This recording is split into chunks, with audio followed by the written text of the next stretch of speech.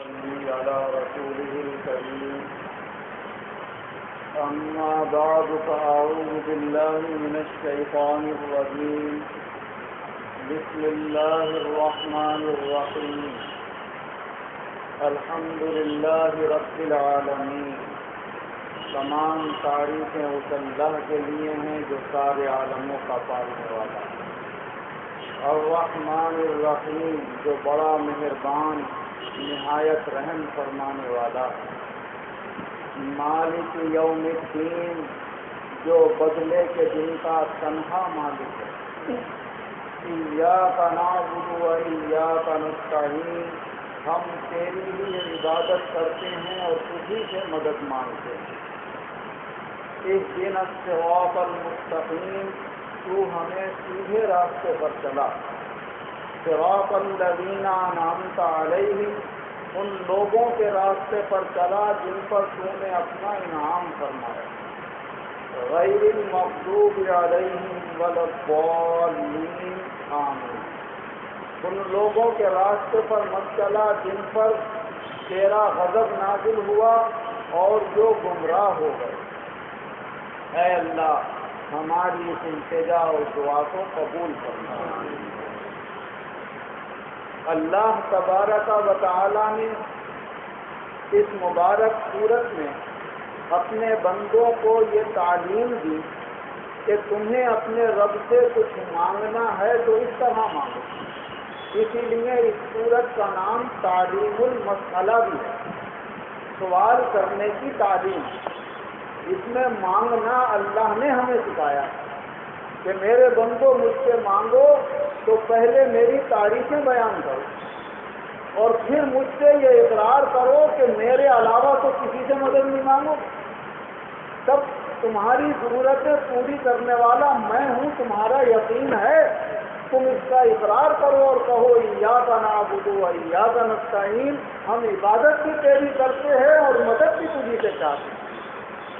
تو جب اللہ کی تعریفیں بیان کر کے اور اس کے سامنے اپنی بندگی کا یہ اظہار کر دو کہ اے مولا تیرے سوا ہمارا کوئی مددگار نہیں ہے، اگر تو ہماری نہ سنے گا تو کون سنے گا، تو پھر اللہ اپنے بندے کی طرف متوجہ ہوتا ہے کہ اے میرے بندے اب مانگ لے مجھ سے کیا مانگتا ہے، تو بندہ دعا کرتا ہے اہدنا الصراط المستقیم۔ تو اپنے مولا سے اگر ہمیں مانگنا ہے تو پہلے اس کی تعریفیں بیان کریں۔ حضور نبی اکرم صلی اللہ علیہ وسلم نے ارشاد فرمایا کہ جو شخص اللہ سے اس طرح دعا مانگتا ہے کہ وہ پہلے اللہ کی تعریفیں بیان کرے، پڑھے سبحان اللہ والحمد للہ ولا الہ الا اللہ واللہ اکبر ولا حول ولا قوۃ الا باللہ العلی العظیم، اور فرمایا پھر اپنے نبی پر درود شریف پڑھ، اللہم صلی علی محمد وعلی آل محمد وبارک وسلم، یا جو نماز میں درود شریف پڑھتے ہیں وہ پڑھ لیں۔ فرمایا پھر اللہ سے دعا مانگو، اور جو کچھ اسے اللہ سے مانگنا ہے دین دنیا کی دولت، اس کے بعد وہ آمین کہہ دے تو یہ آمین دعا کے اوپر ایسا ہے جیسے آخر میں مہر لگائی جاتی ہے، اللہ تعالیٰ ایسے بندے کی دعا کو ضرور قبول فرماتا ہے۔ اور پھر اللہ تبارک و تعالیٰ نے اس مبارک صورت میں جو ہم سے مانگنے کا حکم دیا کہ مانگو مجھ سے، تو اپنے مقصد تک پہنچنے کا سیدھا راستہ مانگو کہ اللہ تو ہمیں سیدھے راستے پر چلا، ان لوگوں کے راستے پر جن پر تو نے اپنا انعام فرمایا۔ تو اگر انعام یافتہ اللہ کے کسی بندے کو راستہ بنا کر کوئی روحانی مقامات پہ حاصل کرنا چاہتا ہے، خدا کے قریب پہنچنا چاہتا ہے، خدا کا قرب حاصل کرنا چاہتا ہے، تو عبادت اور ریاضت سے وہ مقام حاصل نہیں ہوتا جو اللہ کے کسی ولی کو اپنا متبع اور اپنا قابل اتباع مان کر اور اس کے راستے پر چل کر یا اس کے عقیدت و محبت رکھ کے جو اللہ کا قرب حاصل ہو جاتا ہے وہ عبادتوں اور ریاضتوں سے نہیں ہوتا۔ اس کی کھلی ہوئی مثال ہمارے رامپور میں حضرت سیدنا حافظ شاہ جمال اللہ صاحب، اور ان کا تو واقعات کیونکہ ہم نے کتابوں میں ان کے شاگردوں کے ان کے مریدوں کے آنکھوں دیکھے کتابوں میں لکھے ہوئے ہم نے پڑھے تو ہم کہہ رہے ہیں کہ ایک مثال ہے، ورنہ جو بھی اللہ کا ولی بنا ہے تو وہ جب تک ولی بنا ہی نہیں ہے جب تک کسی دوسرے اللہ کے ولی کا اس نے دامن نہیں تھاما ہے اور اس سے محبت و عقیدت کا اظہار نہیں کیا۔ حافظ شاہ جمال اللہ صاحب رحمۃ اللہ علیہ فرماتے ہیں کہ ہم جب پاکستان سے پنجاب ہوتے ہوئے ہندوستان آ گئے اور دہلی میں ایک تنہائی کے ویرانے مقام پر ایک ویرانے میں ایک مسجد بنی ہوئی تھی چھوٹی سی، اور وہاں ہم نے اپنا قیام گاہ بنا لیا، اس کو اسی میں نماز پڑھنا اور وہیں اللہ کا ذکر کرنا۔ تو فرماتے ہیں کہ میرا طریقہ عبادت اور ریاضت کا یہ تھا کہ میں 24 گھنٹے میں 2 قرآن عظیم پڑھ لیا تھا، اور اس کے ساتھ ساتھ اپنے استاد سے فقہ کی تعلیم حاصل کرنے بھی جاتا تھا، اور ان کے گھر کی جو خدمت ہوتی تھی سودا سلب کی، ان کی چکی وغیرہ پیسنے کی، وہ بھی انجام دیتا تھا۔ اور پھر فرماتے ہیں یہ قوت اللہ نے اپنے کرم سے مجھے عطا فرمائی تھی کہ 3 دن تک میں بھوکا رہتا تھا۔ 3 دن کے بعد استاد کے بڑے کہنے سے اور اقرار کرنے سے 1 مٹھی جو لیتا تھا، تو خدا اپنے کرم سے میرے اندر یہ طاقت پیدا کرتا تھا کہ جاگنا بھی ہے، 2 قرآن بھی پڑھنا ہے، علم بھی حاصل کرنا ہے اور اپنے استاد کی خدمت بھی کرنا ہے۔ تو میں یہ سمجھتا تھا کہ اتنی ریاضت، اتنا مجاہدہ، اللہ کی اتنی عبادت میں کرتا ہوں، کون کرتا ہوں؟ اللہ نے مجھے ایسا مقام دے دیا، اور کچھ اس کا اثر میں یہ بھی دیکھتا تھا کہ اگر کسی کو کوئی وظیفہ پڑھنے کو بتا دیا تو بڑی جلدی اثر کرتا، کسی کا پڑھ کے پھونک دیا تو بڑی جلدی اس کو فائدہ ہوتا تھا، تو اور میں سمجھتا تھا کہ مجھے کمال حاصل ہو گیا۔ کیا کبھی کبھی میرے استاد مجھے سمجھاتے بھی تھے کہ دیکھو بیٹے، خالی عبادت اور ریاضت سے کچھ حاصل نہیں ہوتا ہے، جب تک کسی کامل اللہ والے کا دامن تھام کر اس کے مرید نہیں ہوگے اس وقت تک کمال کو نہیں پہنچ سکتے۔ تو میں سوچتا تھا کہ کیا کسی کا مرید ہوں، اور اس سے زیادہ مجھے کیا بتائے گا وہ، میں اس کی قرآن پڑھ رہا ہوں، اتنی عبادت کر رہا ہوں، ہر کس و ناکس کے ہاتھوں میں ہاتھ دے دوں، ہو سکتا ہے کہ جو میں کر رہا ہوں اس کو بھی چلا جاؤں۔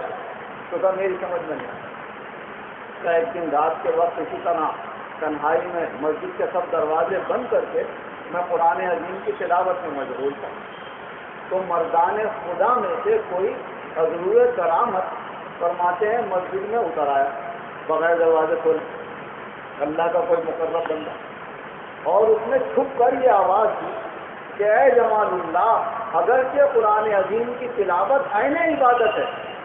مگر ولایت جب تک حاصل نہیں ہوگی جب تک کسی اللہ کے ولی کا دامن تھام کر اس سے مرید نہیں ہوگی۔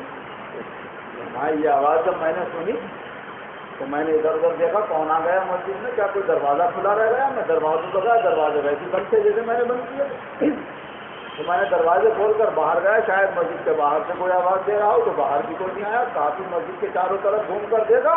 جب کوئی نظر نہیں آیا تو میں سمجھ گیا کہ یہ اللہ کی طرف سے کوئی میرے لیے الہام ہوا ہے کہ تمہیں کسی شیخ کامل کے ہاتھوں میں ہاتھ دے کر بیعت کرنا ضروری ہے، ورنہ اللہ کی قرب اور اللہ کی رضامندی جو ولایت کا مقام ہے وہ حاصل نہیں۔ فرماتے بس میں بے چین ہو گیا، اس وقت ابھی اگر کوئی چیز مل جائے تو اس کا مرید ہو جاؤں۔ فرماتے رات میں اپنے استاد کے پاس گیا، میں نے کہا حضرت اپنے پیر و مرشد کے پاس لے چلیے، ان کے استاد جو فقہ پڑھاتے تھے وہ مرید تھے حضرت سیدنا محمد اشرف حیدر حسین رحمۃ اللہ علیہ کے، جن کے بعد میں حافظ صاحب بھی بیعت ہوئے۔ تو انہوں نے فرمایا جلدی کیا ہے، چلنا ہمارے ساتھ ہمارے پیر کے پاس، مگر صبح کو چلنا، اب رات میں جائیں گے تو کسی نے چور وور سمجھ کر اگر ہمیں پکڑ لیا، کوئی جانی نقصان پہنچ گیا تو اس سے فائدہ نہیں ہوگا، صبح کو فجر کی نماز پڑھ کے چلیں گے آرام سے۔ کیونکہ رات بڑی مشکل سے بے چینی سے گزری، جب صبح ہوئی تو حضرت نے فرمایا ہمارے پیر و مرشد کو دیکھ لینا، وہ پسند نہیں آئے تو دلی میں بہت اولیاء اللہ ہیں، بہت سے پیر ہیں، مرید اس کا ہونا چاہیے، فرمایا جس سے دل مطمئن، تو تمہارا اگر وہاں دل مطمئن ہو جائے وہاں ہو جانا، وہاں نہ ہو تو کہیں اور ہو جانا۔ فرماتے ہیں صبح ہوئی جیسے تیسے ہم اپنے پیر و مرشد ان کے استاد کے ساتھ محمد اشرف حیدر حسین رحمۃ اللہ علیہ کی خدمت میں پہنچے۔ اس وقت حضرت شاہ باقی اللہ صاحب رحمۃ اللہ علیہ کے مزار پر وہ اپنا وقت گزار رہے تھے عبادت و ریاضت میں، اور تقریباً 24 سال سے وہاں کی خدمت کر رہے تھے۔ فرماتے جب وہاں پر پہنچے اور حضرت کے اوپر محمد اشرف حیدر حسین رحمۃ اللہ علیہ سے ہماری پہلی نظر پڑی تو فرمایا بس ہم نے اپنے دل میں یہ کہہ لیا جس کی تلاش تھی وہ مل گیا، اور پھر حضرت کی ذات سے ہمارا ایسا تعلق ہو گیا کہ خود اپنی ذات سے بھی تعلق کر گیا، اور ہم نے کہا ارے اب تک تو دھوکے میں تھا کہ تو خدا رسیدہ ہو گیا، ارے خدا تو تجھے اب ملا دیا۔ فرمایا بس ایک نظر سے میں نے بیک نظر دیدنش خدا یافتہ، میں نے جب ان پر ایک نظر ڈالی تو ایسا لگا جیسے میں نے خدا کو پا لیا۔ تو یہ ہے اللہ والے کی پہلی نظر اس پر پڑی، تو وہ قرآن کی تلاوتوں سے وہ مقام حاصل نہیں ہو رہا تھا، اور یہاں ایک نظر سے اللہ نے وہ مقام عطا فرما دیا۔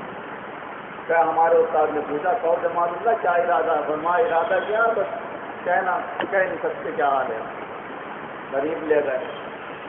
کیا حضرت کچھ اجازت ہو تو میں آپ سے درخواست کروں گا، بتاؤ گا یہ بچہ آیا ہے آپ سے مرید ہونے کے لیے،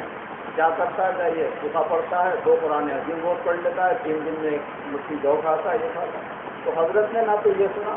توجہ دی کہ قرآن کتنا پڑھ لیتے، نہ یہ توجہ دی کھاتے پیتے کیا ہے۔ فرمایا علم کون سا حاصل کرتا ہے؟ کا علم فقہ حاصل کرتا ہے۔ ارے کہ جب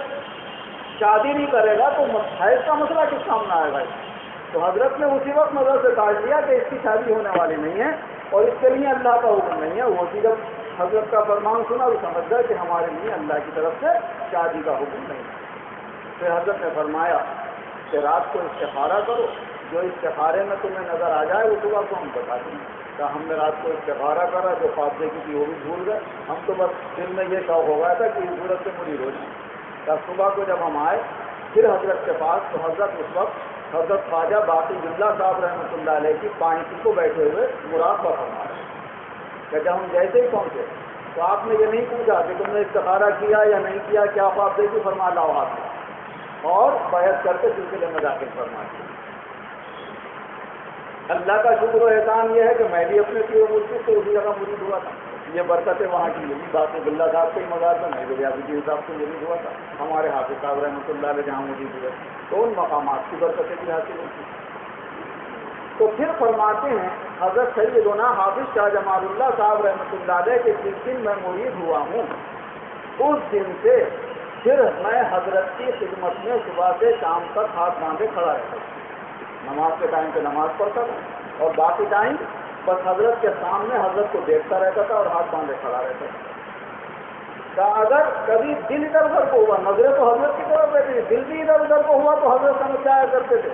محمد اشرف حیدر حسین رحمۃ اللہ فرماتے ہیں جمال اللہ اپنے دل سے بھی ہماری طرف متوجہ رہو اور اپنی نگاہوں سے بھی ہماری طرف متوجہ رہو۔ تو حضرت نے فرماتے ہیں کتابوں میں لکھا ہے کہ یا تو 12 سال یا 24 سال اس طرح گزارے کہ ہاتھ باندھے صبح سے شام تک اپنے پیر و مرشد کی خدمت میں کھڑے رہتے۔ جب میں نے اس پر غور کیا تو یہ سوچا کہ دیکھو ایک طرف 2 قرآن عظیم کی تلاوت روز فرما رہے ہیں، اور ایک طرف جب مرید ہوئے ہیں تو اب تلاوت اور اس کا ذکر اللہ کا اور اتنی بڑی عبادت اور ریاضت اب نہیں ہو رہی ہے، اب تو پیر و مرشد کا دیدار ہو رہا ہے اور اس کو تو کمال مل رہا ہے۔ حافظ صاحب سمجھ رہے ہیں، حافظ صاحب کے پیر سمجھ رہے ہیں، یا اللہ جانتا ہے، ہر آدمی اس حقیقت کو نہیں سمجھ سکتا۔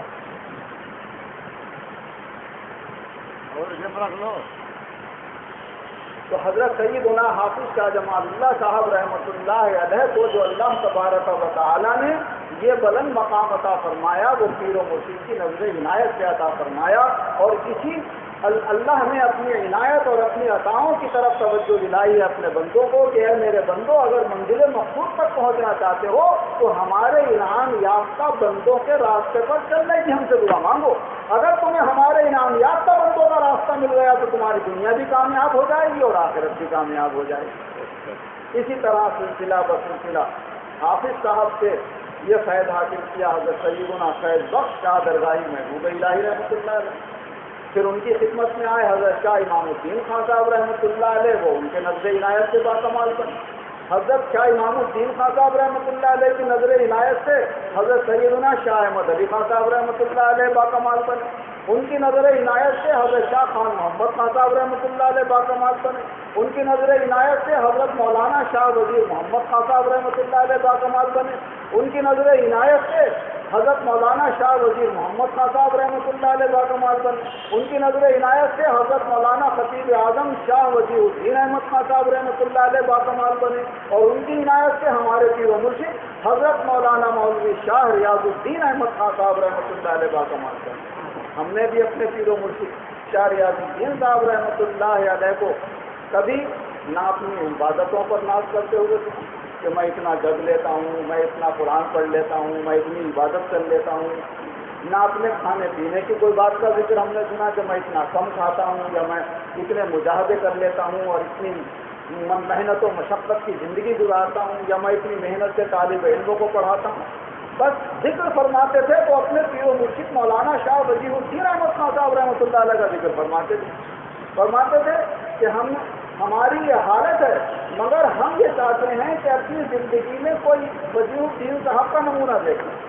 میں دنوں رات میں یہ کوشش کرتا ہوں کہ کوئی طالب علم ایسا صحت مند اور ایسا باصلاحیت اور سمجھدار عالم بن جائے کہ میں اس کے اندر مولانا وزیر الدین صاحب کی جھلک دیکھوں. میں ایسا باکمال شخص میں نے اپنی زندگی میں نہیں دیکھا جیسے مولانا شاہ وزیر الدین خان صاحب رحمۃ اللہ علیہ. مگر آنکھ والا تیرے جوبن کا تماشا دیکھے سیدھا ایک اور کو کیا ہے نظر کیا ہے. جب مولانا شاہ وزیر الدین احمد خان صاحب رحمۃ اللہ علیہ کی مبارک صحبت میں ریاض الدین صاحب جیسی ہستیاں تشریف لائیں تو سب نے یہ اظہار کیا, چاہے ریاض الدین صاحب ہوں, چاہے مفتی محبوب صاحب ہوں, چاہے مولوی یوسف صاحب ہوں, چاہے قاری اختر صاحب ہوں, چاہے مولوی مظاہر اللہ خان صاحب ہوں, ارے صاحب وزیر الدین صاحب کی جو شان تھی ان پہ تو قدموں کی خالی نہیں ہوتی. ہم نے اپنے پیر و مرشد سے کہا صاحب آپ اس وقت ایسے بڑے عالم ہیں کہ ایک ایک بات ایسی باریکی سے سمجھا دیتے ہیں. ارے فرمایا تم نے اگر وزیر الدین صاحب کا سبق سنا ہوتا تو دیکھتے کہ وہاں کیا ہوتا.